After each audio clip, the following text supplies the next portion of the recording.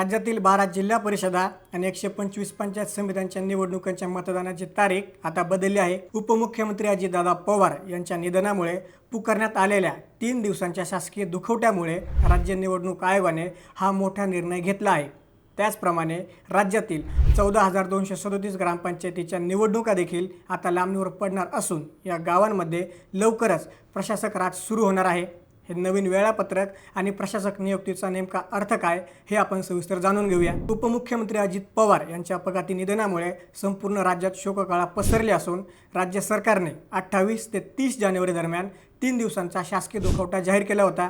याच पार्श्वभूमीवर राज्य निवडणूक आयोगाने जिल्हा परिषद आणि पंचायत समितीच्या निवडणुकांच्या तारखांमध्ये फेरबदल केला आहे। आधीच्या वेळापत्रकानुसार 5 फेब्रुवारी 2026 रोजी मतदान होणार होतं, परंतु आता हे मतदान 7 फेब्रुवारी 2026 रोजी पार पडणार आहे। मतदानाची तारीख पुढे ढकलल्यामुळे साहजिकच मतमोजणी देखील आता 9 फेब्रुवारी रोजी सकाळी 10 वाजल्यापासून सुरू होईल। यात विशेष म्हणजे 7 फेब्रुवारीलाच केंद्र सरकारची CETची परीक्षा देखील आहे। त्यामुळे निवडणूक ड्युटीवर असणाऱ्या शिक्षकांसमोर मोठी अडचण निर्माण झाली आहे। दुसरीकडे राज्यातील ग्रामपंचायतीच्या निवडणुकांबाबतही सरकारने अत्यंत महत्त्वाचा निर्णय घेतला आहे। ज्या ग्रामपंचायतीचा कार्यकाळ जानेवारी 2026 ते डिसेंबर 2026 या कालावधीत संपत आहे, अशा राज्यातील तब्बल 14,237 ग्रामपंचायतीच्या निवडणुका किमान 6 महिने लांबणीवर गेल्या आहेत। या ग्रामपंचायतीवर आता प्रशासकाची नियुक्ती करण्याचे आदेश ग्रामविकास विभागाने काढले आहेत। विभागनिहाय आकडेवारी पाहिली तर छत्रपती संभाजीनगर विभागात सर्वाधिक 4,134, पुणे विभागात 2,870 आणि नाशिक विभागात 2,476 ग्रामपंचायतीवर प्रशासक नियुक्त केले जातील।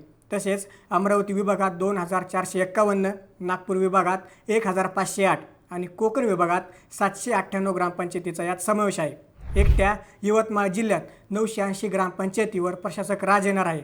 जोपर्यंत या तांत्रिक बाबी सुटत नाहीत तोपर्यंत या ग्रामपंचायतीचा कारभार प्रशासकाकडे सोपवला जाणार आहे।